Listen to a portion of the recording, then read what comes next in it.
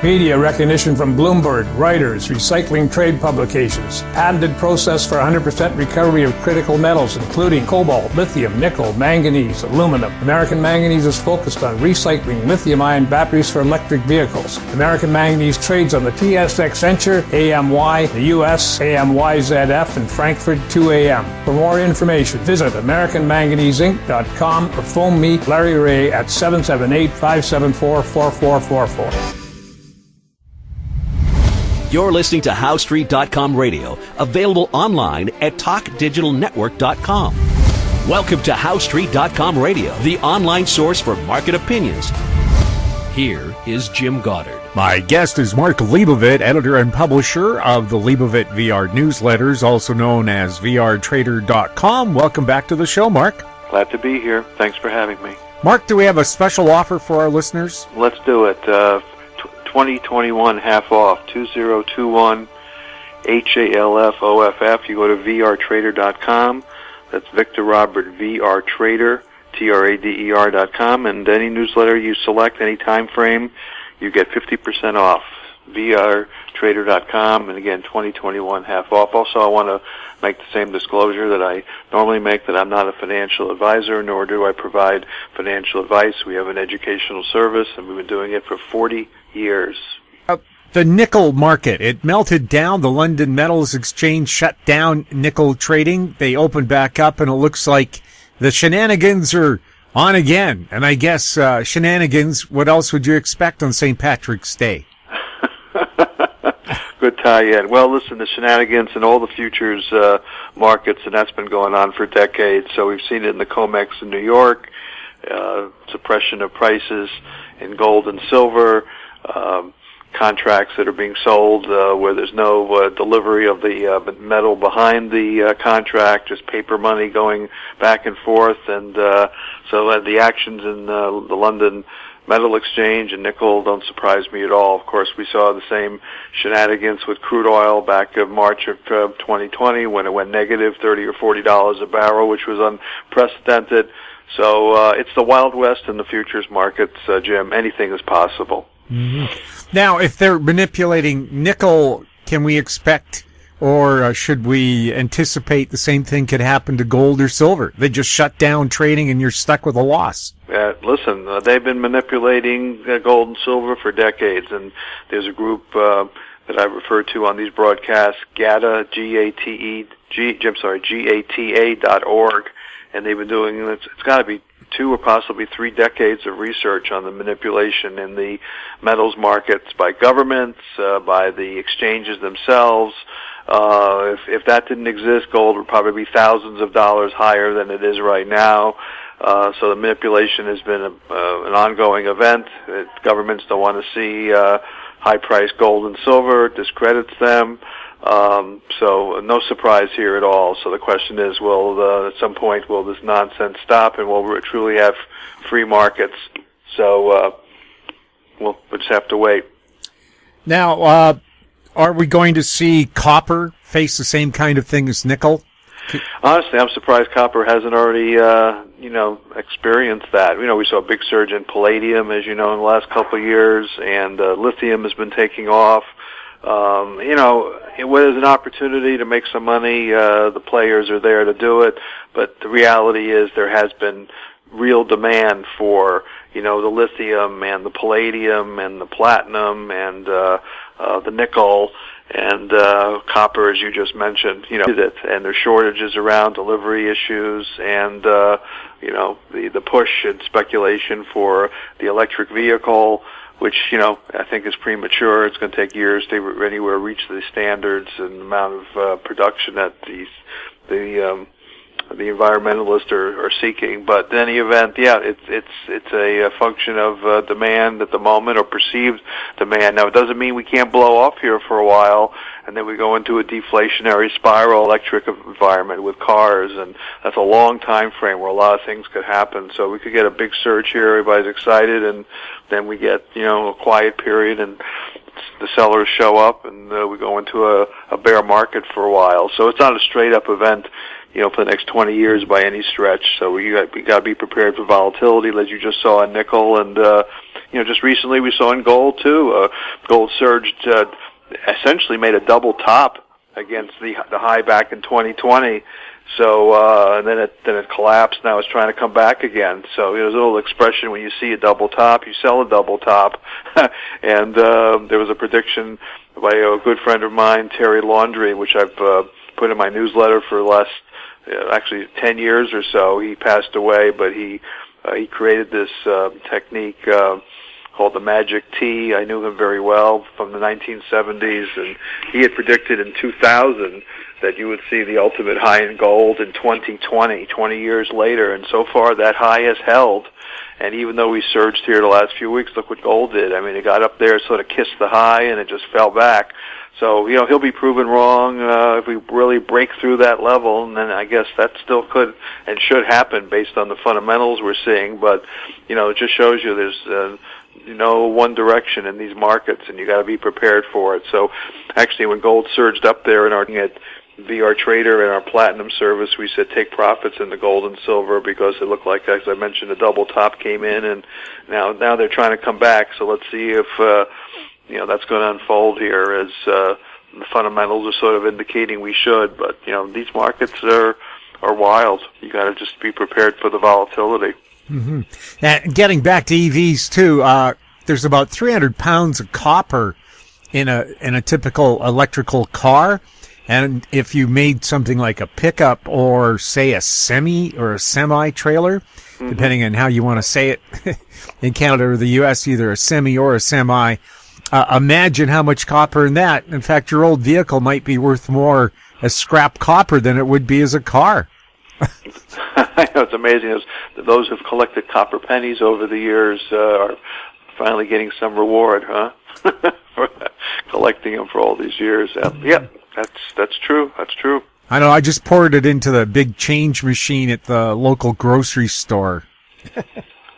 Okay, I know it gets a little cumbersome, having all those pennies around. Actually, I save them for Halloween. I just put them out there, and the kids grab the pennies versus the candy. It's that they appreciate the money more than the candy. Now, with suspected gold manipulation, what would happen if all the people holding these gold certificates said, no, I want the physical metal delivered to my door? What would happen? Honestly, you're ahead of me on this one. I didn't even know we had any gold certificates around ever since they stopped. There used to be silver certificates here in the U.S., so if there are those certificates, as you say, there's going to be a physical shortage. There's already a physical shortage now. I mean, dealers that I've talked to in the gold and silver market have a lot of difficulty in getting physical delivery. Right. There's, a $9, $10 premium on a silver coin. I can't imagine what it's like for a gold coin. There's sometimes weeks to get the delivery of silver bars and so forth, so the production is behind the demand. Of course, we've heard this before, and then you wonder why silver hasn't exploded, and it's not $100 an ounce, and gold's not at $5,000. And again, it comes down to the manipulation in the futures markets, I think, where the suppression playing with the contracts. I mean, for those who may not understand what's happening, I mean, essentially, you're selling paper. You're not selling a physical product. It's supposed to represent physical product. The original futures markets were created because farmers, had wheat and they wanted to hedge, or corn or soybeans. They wanted to hedge delivery, the price so they could plan on a delivery at a certain price. So they would sell a futures contract against their physical crop. And they're hedged, so to speak. They know they're going to get that price. Well, what's unfortunately has happened in the metals market, and particularly gold and silver, is that these contracts are being sold by those who have no physical delivery behind it at all, just paper. And it's government at work through their their conduits. Some of the big firms have already been sued. I don't want to mention names, but it's if you Google them, been sued for manipulation of the silver and gold market, and where they're getting the money. And I suspect, as GATA.org has been saying for a long time, the government's behind it, and they're suppressing it, and they just keep funneling money into the brokerage accounts of these futures traders at these firms, and they're just selling the contract, keeping the price down. But again, there's nothing behind it. So it's really crazy. But we'll see if that all changes at some point in the future. But for the time being, that's sort of the reality. You know, if you had somebody come in the Federal Reserve, which is a whole other discussion, because you know how I feel about the Federal Reserve and how I think it should have been abolished a long time ago. But if you start getting Federal Reserve Board members, as one gal they're trying to get approved, it didn't get to the U.S. Senate, who was sort of a supporter of gold and the backing of the currency with gold. If you get enough people behind, the gold movement and substantiating that the currency should be backed by gold. Unfortunately, Nixon changed all that back in 1971. But if that all really starts to happen, then I think the players that are screwing around with the futures markets are going to have trouble, and the scenario could change, and maybe we'll have some real decent price action in the commodity markets, and I should say honest action more than decent action.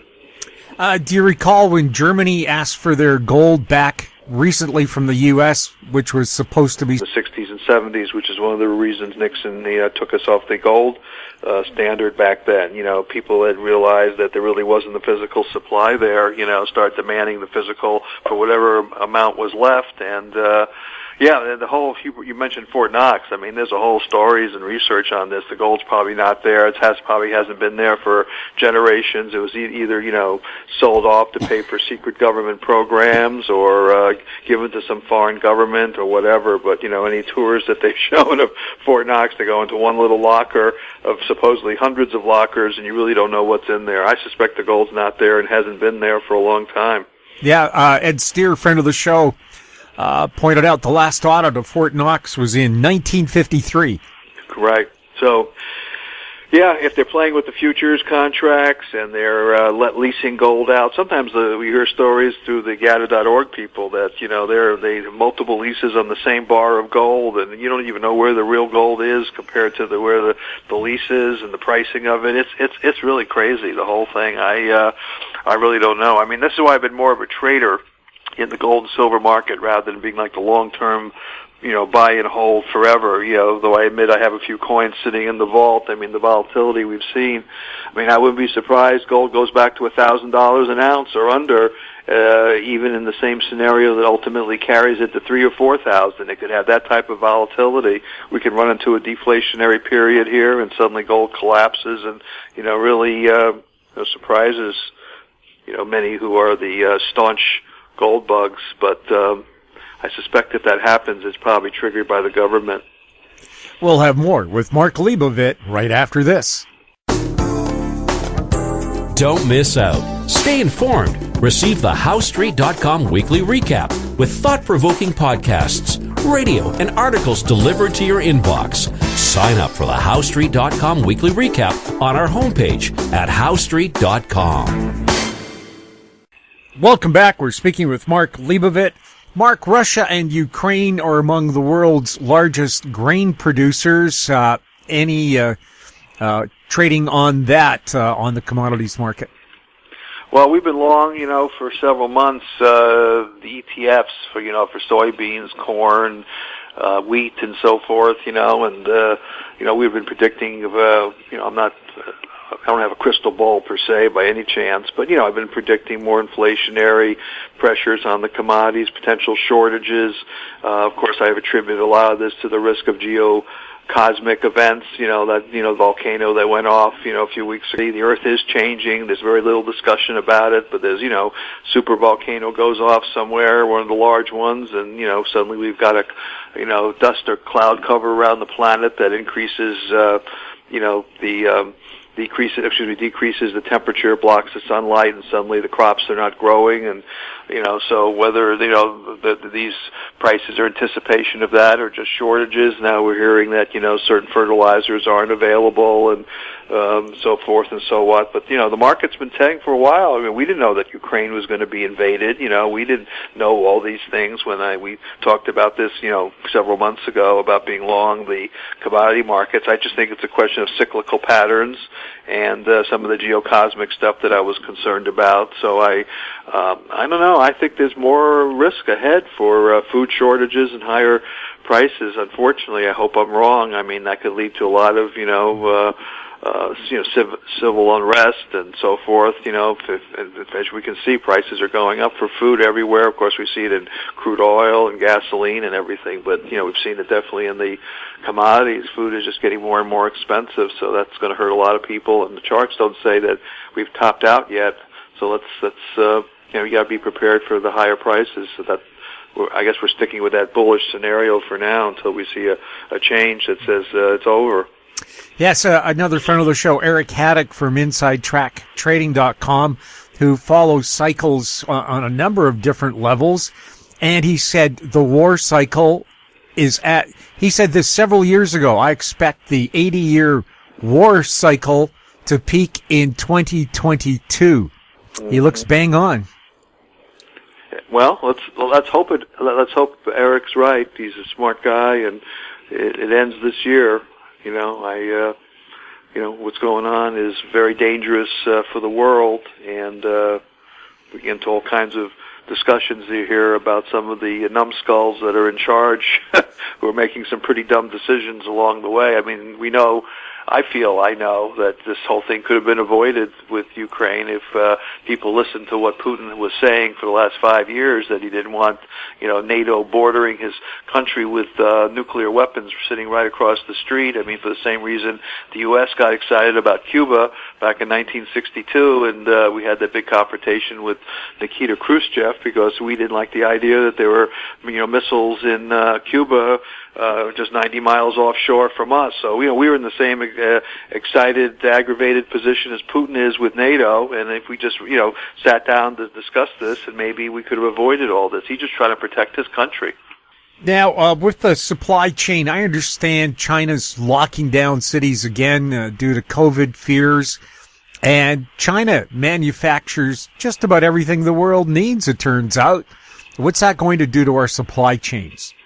Well, if they're looking to take us over, which apparently is their long-term objective by the middle part of this century, I mean, there have been predictions that they would be the currency would not only be the currency of the world, but they would control the economies of the world by 2040, 2050. So that's just going to exacerbate it. And unfortunately, they're in charge. I mean, you've got.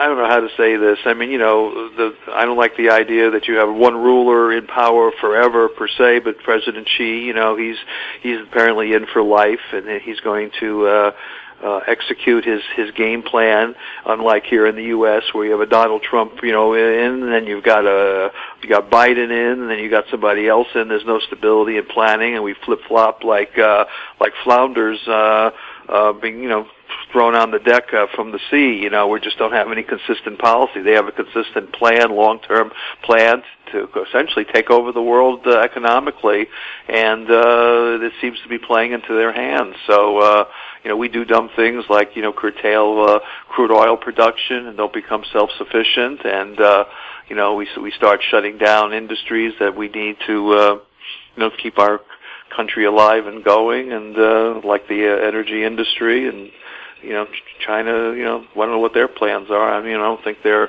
so much a supporter of the green movement. They'll do what they have to do to accomplish their objectives. So unfortunately, I think the future is China, and the way things are playing right now, it's going to be Russia and China controlling the planet, and we're going to end up, at least here in the U.S., Canada, we're going to be thrown into third world status the way things are going. Yeah, so how's your Russian or Mandarin? Not too good. We're going to have to really, I wish I was younger. I would definitely, I said this years ago, you got to learn Chinese if you really, if you really want to stay on top of stuff. I actually have a Chinese niece, believe it or not, that my sister-in-law adopted, what was it now, about 15 years ago, when we went over to Guangzhou, which is, I guess the seat for that, where the adoptions were occurring back then, and they were pretty much adopting, letting you adopt any of the girls. That of course they changed their policy since then. They were trying to get rid of all the girls over there, and they were doing the adoptions. But I'm picking up little Chinese from her because she, she's U.S. and studying here. But if I was a lot younger, I think I would have to go over there and really learn it. Not that I favor a communist regime per se, but they are also capitalists too. So I think we're all going to have to learn it the way things are going. You may have to learn a little Russian as well. Mark, again, maybe remind us about the special offer? Sure, 2021 half off. Go to vrtrader.com, 2021 HALFOFF, and you get 50% off. Mark, thank you so much for chatting with us. My pleasure. Let's chat again next week, and same time, same station. My guest has been Mark Leibovit, editor and publisher of the Leibovit VR newsletters, also known as vrtrader.com. And you want to say same bat time, same bat channel, even though Batman hasn't been on the air since the 60s. Right. If you have any questions for Mark or any of our other guests, you can send them to info@howstreet.com. Our YouTube channel is Talk Digital Network. Find us on Twitter @HowStreet. We're also on Facebook. I'm Jim Goddard. Thank you for listening. Comments made on HowStreet.com radio are an expression of opinion only and should not be construed in any matter whatsoever as recommendations to buy or sell any financial instrument at any time. Available online at TalkDigitalNetwork.com. HowStreet.com radio is a production of HowStreet Media Incorporated.